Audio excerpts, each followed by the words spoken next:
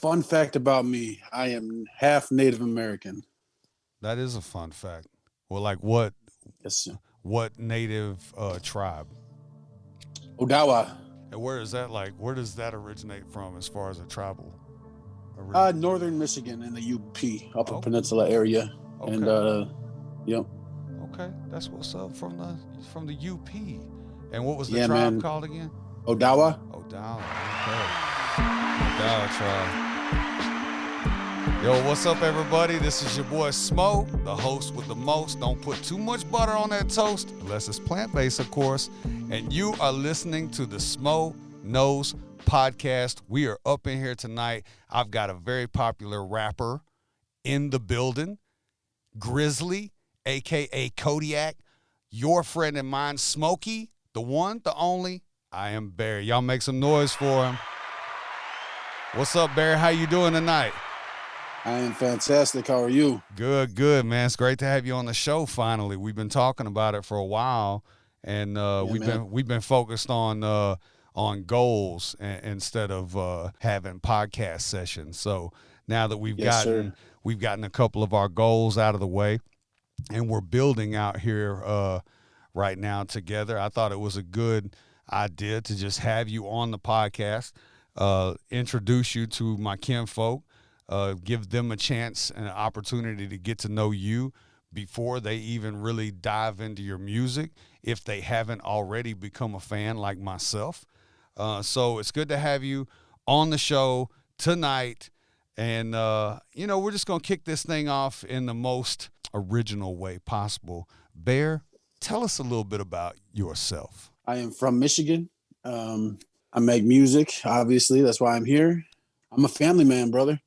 You know That's what I right. You've got kids. Yes, sir, I do. How many kids you got? I got two littles, man. My son's 4 and my daughter's 7. Man, the youngins. See, all mine have already grown up. My youngest one's about to turn 18, so all of mine are out of the den already. So I feel for you, man. You're in the beginning stretches of life. How does it feel? It's a great time, let me tell you. Oh yeah. What's your favorite thing about being a dad?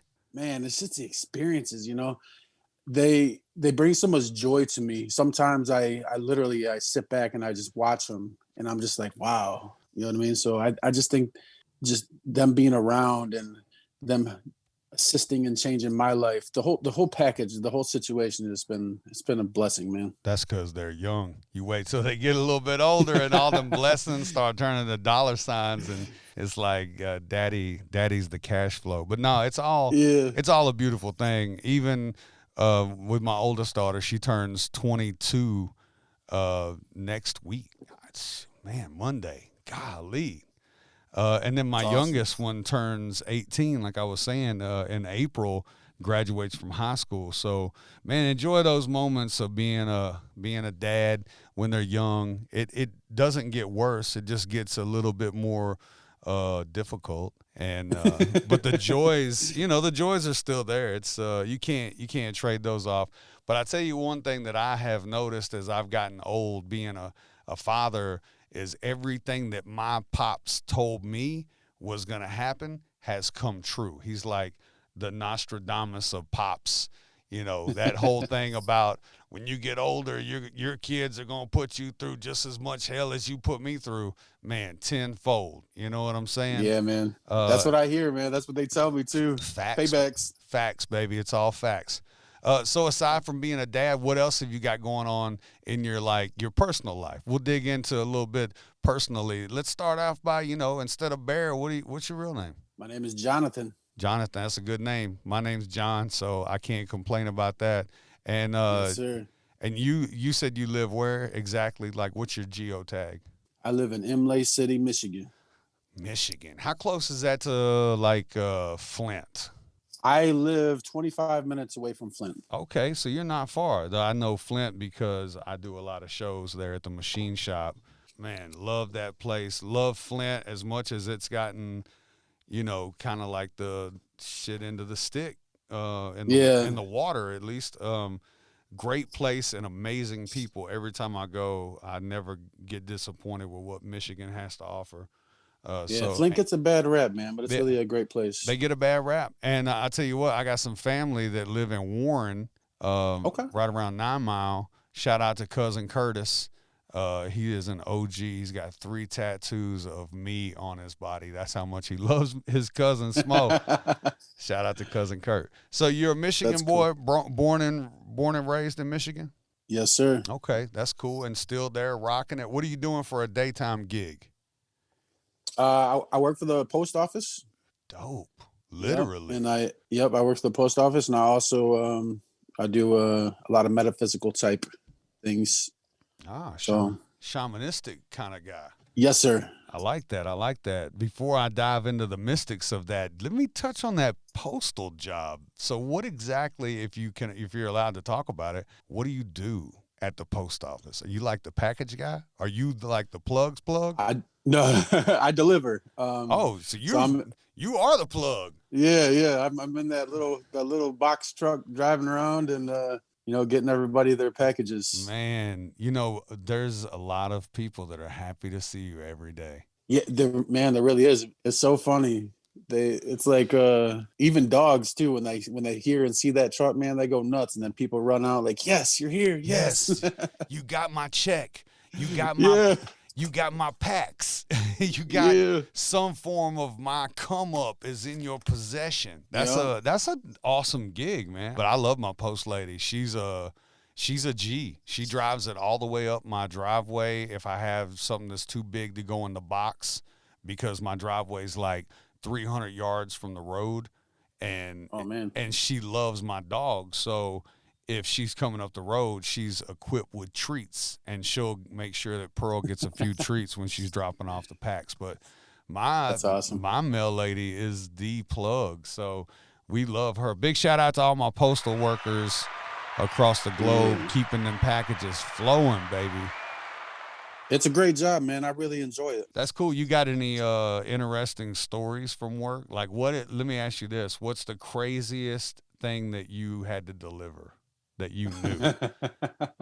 You don't have to incriminate yourself. I'm just, crazy. Was there a vibrating box? Was it a leg? It was. It's so funny, man. I'm glad you asked this. I've been waiting for somebody to ask this question. I had pulled up to this lady's house. I had picked up the package, and it literally was vibrating. And I was like, oh shit. And it was real discreet. It was an unmarked box other than just the name and the postage. So what comes in them unmarked boxes, and it starts vibrating. And was it a big box? I get out it was, I don't know, discreet little small box. Yeah. A modest box. Yeah, modest box, exactly. Just a flaccid, modest box, nothing too fragile, nothing breakable. Yeah. So I get out of the truck, and then this lady opens the door, and she was, she's a pretty good looking lady, probably in her 40s, I was like, all right. Sounds about right. So I go up and I hand her this package, and the look on her face, she was like, yes, he has arrived. Yeah. You had the goods. I knew from her reaction, I knew then what it was. And it was just, I had the satisfaction go through my body like a little kid on Christmas. And I was like, dude, I can't believe this just happened. Priceless. And she was inside watching the tracking number. She was watching you coming down the road, all that stuff. That's so funny. So aside from delivering the packages, that's pretty much the wrap at work. Like you come in, you hop in the truck, you see Frank, and Frank's like, we got your truck loaded up. It's all good, Jonathan. Have a great day.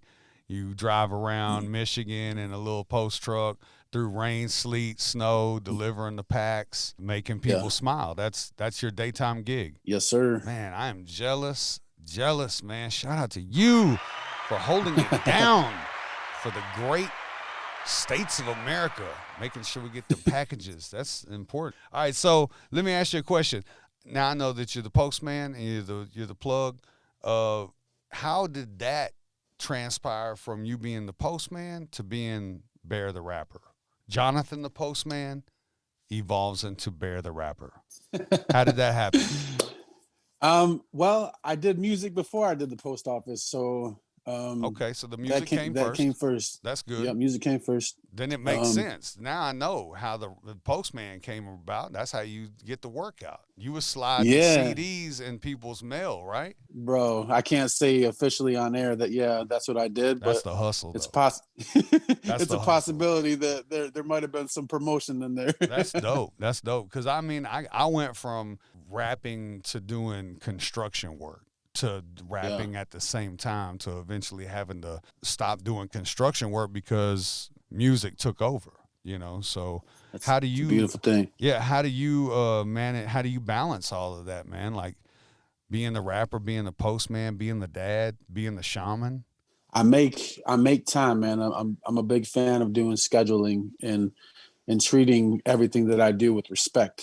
And Mm. so each day, I'll dedicate a certain amount of time to, whatever it is I'm going to work on that day. So let's say tomorrow I got a couple hours in the studio. I go in for those couple hours and I start when I say and I end when I say. That's good management right there. That's You got what, to, because it gets sloppy if you don't. You know what I mean? yeah. Well, I mean, that's most people's downfall is that they can't manage, even if, like, as an artist being creative, it seems like it's really difficult to be able to manage the control on the creative process because as an artist you just want to create, you know. So Yes. man, what a gift to be able to pump the brakes on that and move to the next goal.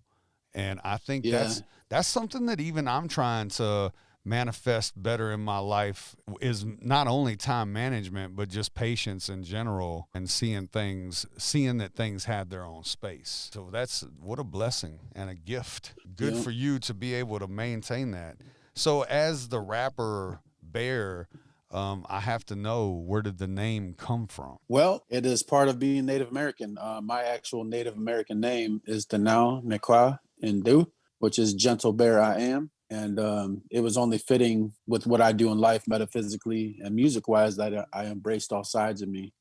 And that's why my bear is gray, because it's an ancestor that protects me. Mm. So I pay homage to my ancestor by essentially becoming them. So it was really like your roots, your heritage, and Yes. were your parents both of the same heritage? Yes, my mom more so than my dad. My dad is more Scottish. He had Blackfoot. My mom, she's full blown. So it was like it was heritage and domestication. I imagine your parents raised you like very tribal. Is that a good way to say that? Tribal? It seems respectful. Yeah, I mean, yeah. My dad was Catholic, pretty hardcore Catholic, and my mom being more spiritual. They never really truly seen eye to eye on that. So they didn't force me to choose either side. They kind of let me, be the individual that I am. And I just navigated more towards spirituality. I don't like to really get into the whole religion thing because it puts barriers on things, you know what I mean? And Right, for sure. Did your surroundings and your upbringing, did that have anything to do with your love for music or you getting into music? Were anybody in your family, were they musicians or artists or poets? yeah, I come from a family of rockers, Oh, and okay. when it comes to me, it skipped a generation.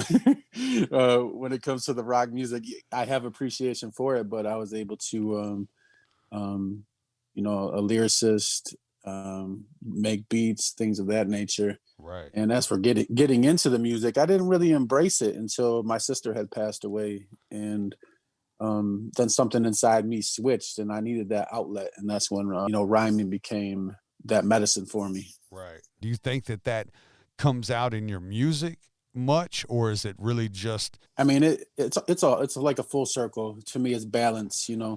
Um, when you see it and you hear it, you're gonna get the full picture. Sometimes people get confused. They're like, "Damn, dude, you sound so fierce, but you're so calm." And I'm just like, man, that's how a bear is. that's the He's bear? calm when he's Yeah, calm when that's he's got to be, but when he's got to make a point or make something happen, then the bit, that grizzly nature comes out. right. So with your family being, as you said, rockers, what can you recall being your first music experience?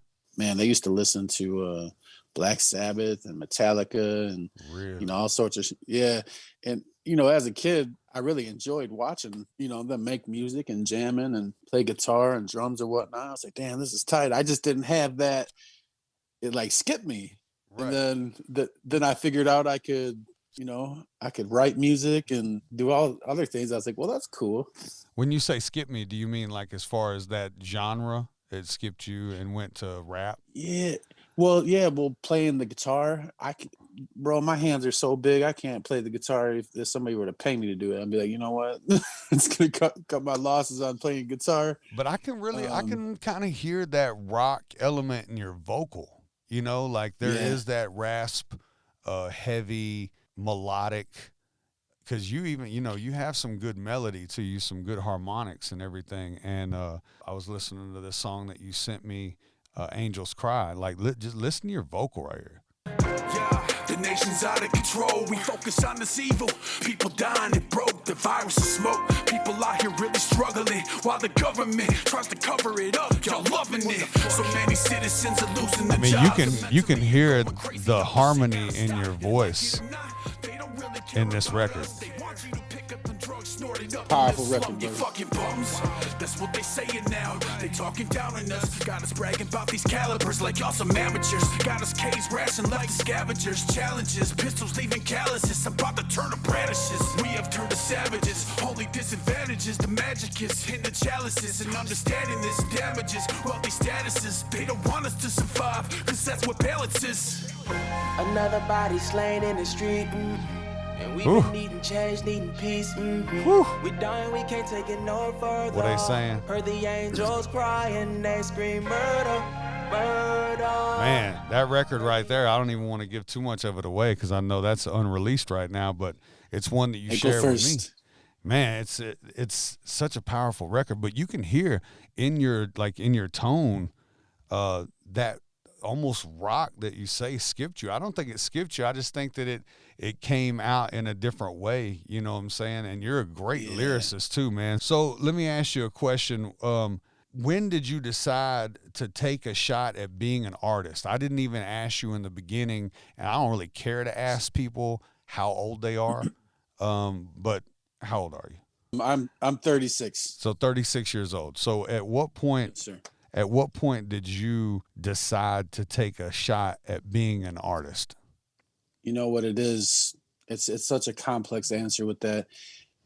It's what I'm supposed to do here on this earth is help people.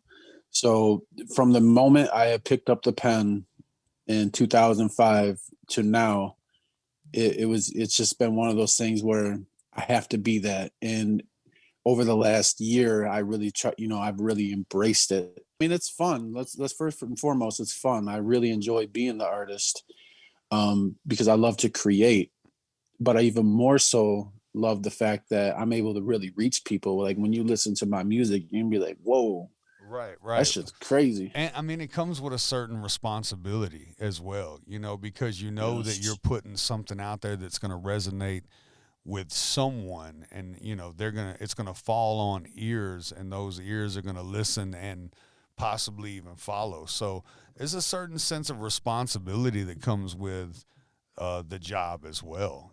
How do you feel about how you're gonna be able to lead people into a better way? Do you feel like you've got that leadership? Oh man, I've accepted that leadership responsibility, and I accept it with so much respect.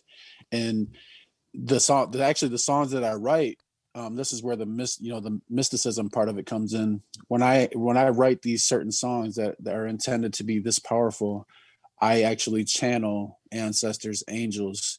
Yes, I write the song, but they assist me in it, and that's why they're so powerful. Man, that's that shamanistic coming out. Yeah, man, it's a wonderful process. So the Angels Cry actually channeled Archangel Michael and Archangel Gabriel. Wow. Those are real angels. Those aren't made up fictitious angels. Those are the real deal. The real deal, buddy. So let me ask you a question. How did you become who you are in the enlightened sense? Was that something that was also a heritage thing? Was that an ancestral thing? I think everybody has the ability to be that way. But for me to get to where I am now, I literally had to walk through the depths of hell that I put myself into lifetime over lifetime.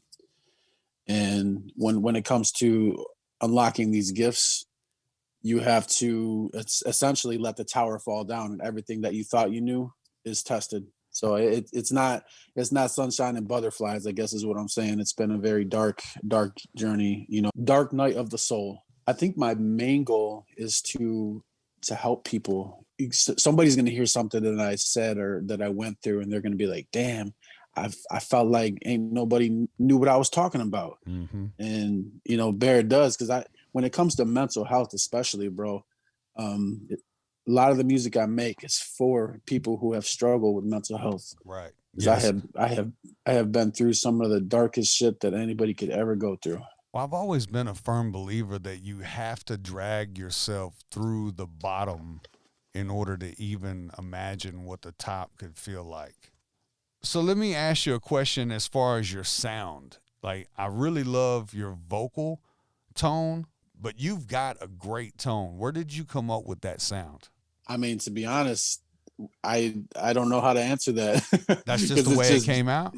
Yeah, it's just the way it came out. And I know a lot of artists, when they record their vocals, they like to stack it. Everything you ever hear from me is only one main vocal, one ad lib, and I might add a hype track of some random shit in the background. Yeah, that's the way I like it. Yeah, well, it also forces you to perfect your craft. So you can't mask things up. When you're only laying one main vocal, you really got to be on point. For sure. Yeah, I used to actually be able to sing. Man, what happened? I started smoking. Damn. Yep. I think eventually, because I can harmonize pretty well, and I'd have to show you some tracks that I have done. You'd be like, oh shit, no. Yeah, so I think in the future, creative wise, I definitely would like to gain more control over what my voice can do. Man, it's already sounding real good. I'll give you that. Where did you pull your first production at, your beats? Where did you get your beats from? The very first productions I had, me and my buddies, man. Just making them. We sat down. Yeah, were they hits? No, but it was all about, finding that sound. And have you ever heard of the Dayton Family? Oh, yeah. All right, so I was really heavily influenced by Dayton Family because, I lived just, short hop and a skip away. Mm-hmm. And so when we started making beats, we used them as that, as like a template, right, and try to create our own sound. And it was fun, man. So it's just like you and your homies, you still work with them? Some, yeah, some no.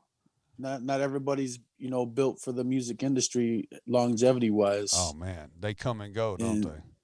Yeah, and I don't mean that with any disrespect towards what they do either. Right. It's just the facts of the situation. It's a different beast. The music industry is a different beast, man. Yeah, man, that's just where I started. I was very angry and misguided when I was younger, and you listen to music then versus now, you'd be like, is this the same person? You'd be like, what the fuck? Right, of course. But yeah, just where I started, and then the journey brought me to where I'm at now. Time of my life, man. We get together, drink, smoke blunts, make beats. It was a good time. Were you like one of the beat makers, or were you like on the side, like, ooh, yeah, let me write to that? Or were you involved on the beats? Both. I had more. I didn't have knowledge on how to use the equipment, but I had the ear. I could hear it in my head. So I would kind of assist. They'd work the equipment. I would kind of, hey, do this. The executive producer of the group, ladies and gentlemen. Y'all give it up for Barry. Now, yeah. Do you ever do you ever sit down and write a record, designing it for your consumer? That is a great question, man.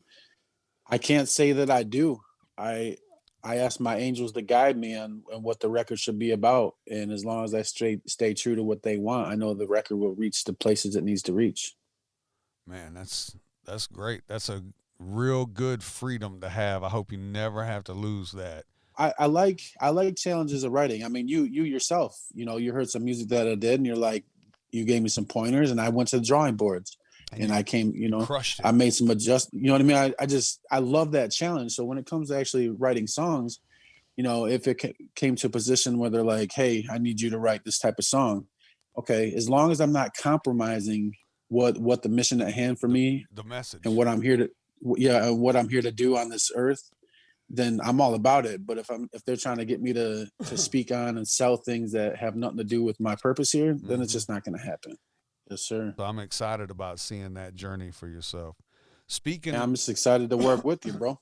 Absolutely. Speaking of your journey, I just watched a music video. Tell me a little bit about this this video that you got coming out, and when can we expect to see it on YouTube? All right, so the video comes out March 1st, and it's called Built for This, and it features my boy ABG. What does that stand for? Albanian Gangster. Nice, Albanian Gangster. Who shot the video? My boy Christopher Hoffman. He's a longtime friend. He's out of Port Huron, Michigan. Yeah, and he's self-taught, bro. He did everything he's learned. He picked the shit up and did it himself. And I tell him often, I was like, bro, I appreciate your talents, bro. Man, we gotta get him. If he's not busy, we gotta get him busier. He's awesome, man. He's really dope to work with. He's on point.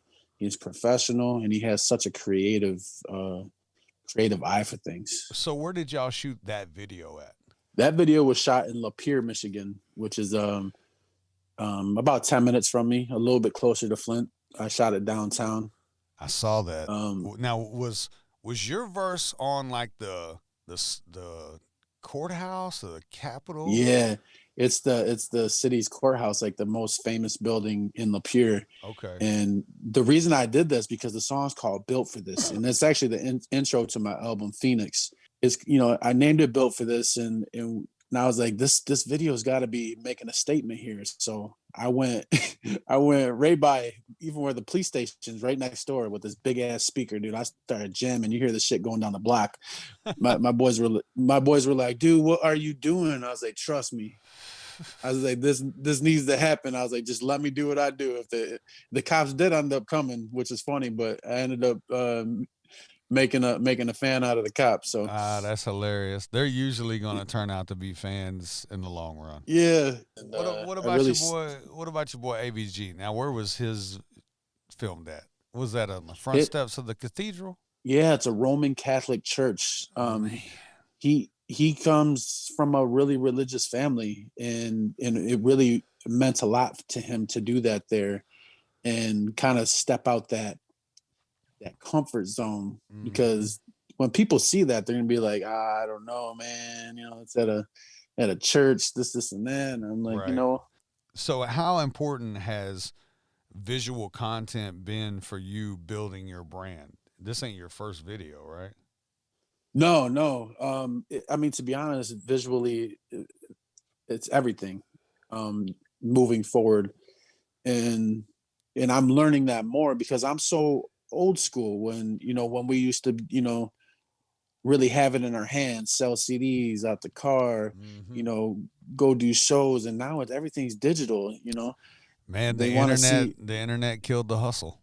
Yeah, no, legitly. And it's been a struggle, but also a great blessing because I love to learn. And now that I'm learning how to use this stuff and, put things out and seeing kind of like there's a whole new world that just opened up to me. And I was just like, all right, let's fucking do it. You know what I mean? Is there any artist that you've had the opportunity to work with in the past year that's like a real standout? To be honest, man, the ones that I got coming are OGs. I got the homie Big Small, man. Hey. Got him coming. Oh yeah. Alexander King, I got something from him coming. Nice. I got my boy Big Lazy on a lot of hooks. Yeah, he's a great hook man. Yeah, man, Big Lazy's cool, man. Yeah, super cool. Other than that, I'd stick to myself, man. Right. No, I can respect that a whole lot. So if you had the opportunity, who would you want to work with maybe on your next project? There's two people. All right, lay it on me. First one being Jelly Roll. I feel like me and that guy could make some amazing music based off our life experiences. Right. Secondly would be Savannah Dexter. she has a voice in knowing some of what she's gone through in her life, we would make great music together. Okay. So those are the two people I think. That's probably not far from being doable, you know? It's going to happen, man. It's going to happen. Good for you. I'm excited about that. Again, people are going to be like, what the fuck, man? Who's Bear? Where did Bear come from? Man, I'm telling you, bro, whenever I dove in on you as an artist, I was like, yo, this guy's been slept on. What's what's next out of the barrel for you? What have you got as far as your next release? All right, so I got a whole project called Phoenix, and it's about my journey, my rose up, I rose up from these ashes, man. So, and I start March 1st with the visual for Built for this. And then every month I'm going to drop a new single. And then I plan to release the album August 4th. How many tracks? 11. Man, so the whole year. Yes, sir. That's dope. I love it. Is there going to be a visual with everything? I'm going to space them out. I would like to do it to, have a visual for every one of them. I think at some point I would like to do a project that way. And the more that I grow, I think those opportunities would be more doable. So absolutely. That'd be dope. Especially you keep collaborating with your visual guy now, you're going to have some nice stuff. Yeah. I mean, he's team, you know what I mean? Right. And that's one thing that I really like in moving forward is I got the people in my, I wouldn't even call it a circle. I got a couple dots, you know what I mean? Right. And I really believe in, the less complications, the better the situation. Mm-hmm. So looking into the future with your third eye, where do you see the Bear brand in like 5 years? I'm the first of my kind, so it's gonna be, eventually people are gonna have that visual of me like, damn, just how they look at you, like, damn, you're the OG of what you're doing. So in 5 years, I'm still gonna be one of one. Tell everybody out there, give us the rundown on where they can find Bear. You got a website? The website is in the works. It will be IamBear810.com. That'll launch this week. But as for right now, all my social media platforms are IamBear810. Yes, so all of your socials, what do you get down on the most? Are you a Facebook guy? You Instagram cat? You tweet? I Instagram and Facebook, but Instagram seems to be the main handle that I get the most success from. Okay. And I just started a TikTok too. That's kind of learning. That's kind of fun. So right. You can follow me on TikTok too. Okay. What about your YouTube? Where can people find all your visuals? Yo, I am Bear810. Across the board, I am Bear810.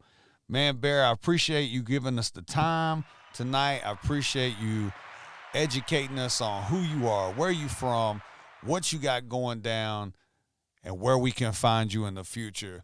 This your boy Smo. You've been listening to the SMO KNOWS Podcast. One more time, give it up for Bear. Bear, appreciate you coming out tonight, man, showing us some love. And let's keep the creative ball rolling, man. Keep you in the pocket, all right? Yes, sir. It's all love, my brother. All right, G. We'll talk to you soon. Sounds good, boss.